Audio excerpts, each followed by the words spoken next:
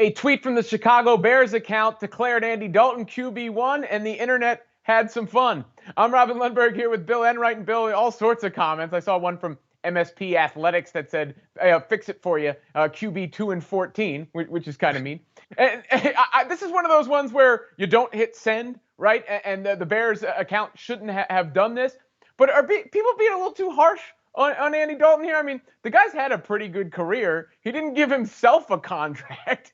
Of course, he wants to be a starter, and it's not his fault. You know, the Bears didn't trade for Russell Wilson.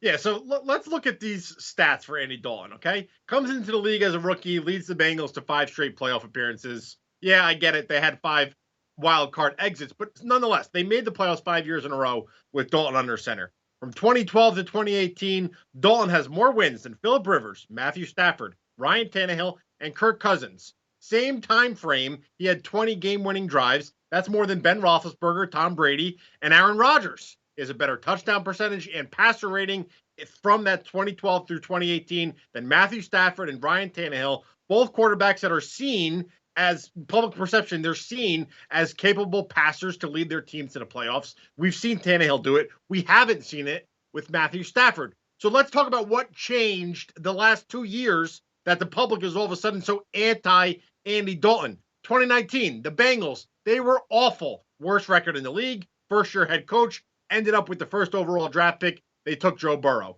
Last year, Dalton joins Dallas to be the backup to Dak.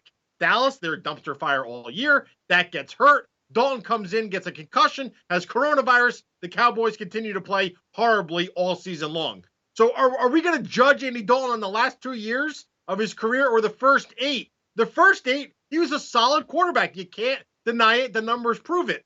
The last 2 years, he was part of a mess that was just much bigger and beyond his control. And for some reason, that has turned him into like the punching bag of the NFL, like Nickelback is to rock music.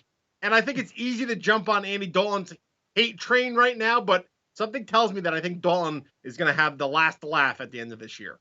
Well, I got no comment on Nickelback. I think this is about marketing and presentation. You know, right? Like, there are all these different companies that sell some sort of beverage, but sometimes it's the bottle that grabs you, right? And in this case, it's this like emphasis, this enthusiasm about QB1 when you know that's not the mood. You got to read the room. If this was about, you know, us asking, is Andy Dalton an upgrade over Mitch Trubisky and or Nick Foles, the answer to that question could be yes. Is Andy Dalton the quarterback that the Bears fan base and the NFL at large is going to be excited about? The answer is no. But yeah, you're right. I mean, people are going a little bit too far, acting like this guy is the scrub of the universe.